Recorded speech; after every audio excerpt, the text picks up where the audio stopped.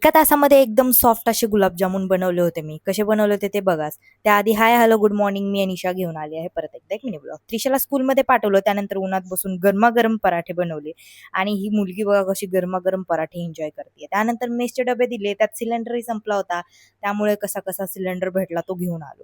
त्यानंतर मी इकडे गुलाबजामुन बनवायला घेतलं. त्रिशाला आणि मला गुलाबजामुन खायला खूप आवडतात आणि त्रिशाचं तर असं म्हणणं होतं की मला आत्ताच खायचं आहे. त्यामुळे मी एका तासामध्ये गुलाबजामुन बनवले होते आणि खूपच जास्त टेस्टी आणि खूपच जास्त सॉफ्ट झाले होते. खरं तर ना गुलाबजामुनचं हा पॅकेट ना खरंच एका तासामध्ये गुलाबजामुन तयार करून देतो. एकदम सॉफ्ट असे गुलाबजामुन तयार होतात. कसं काय काय माहिती, त्यात काय मॅजिक असतो, तरी पण झटपट होतात.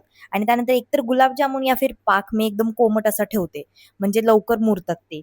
त्यामुळे मग मी थोडासा पाक कोमट ठेवला होता आणि गुलाबजामुन थंड करून घेतले होते आणि त्यामध्ये टाकून दिले. त्रिशाला तर रात्रीच खायला दिले होते गुलाबजामुन. मी मात्र दुसऱ्या दिवशी सकाळी खाल्ले आणि दुसऱ्या दिवशी सकाळपर्यंत तर अर्धी भरणी संपली होती, कारण की त्रिशा काय दम खात नव्हती, फुल गुलाबजामुन खात होती एकदम. आणि मग मी पण म्हटलं चला स्वयंपाक करत करत गुलाबजामुन खावे. आणि माझं असंच आहे की गुलाबजामुन दिसले की मी काही काम वगैरे करत असले तरीही आपला एखादा गुलाबजामुन खाल्ला आणि परत काम सुरू केलं. तर असा होता माझा आजचा दिवस. भेटूया नेक्स्ट व्लॉग मध्ये. Okay, bye bye.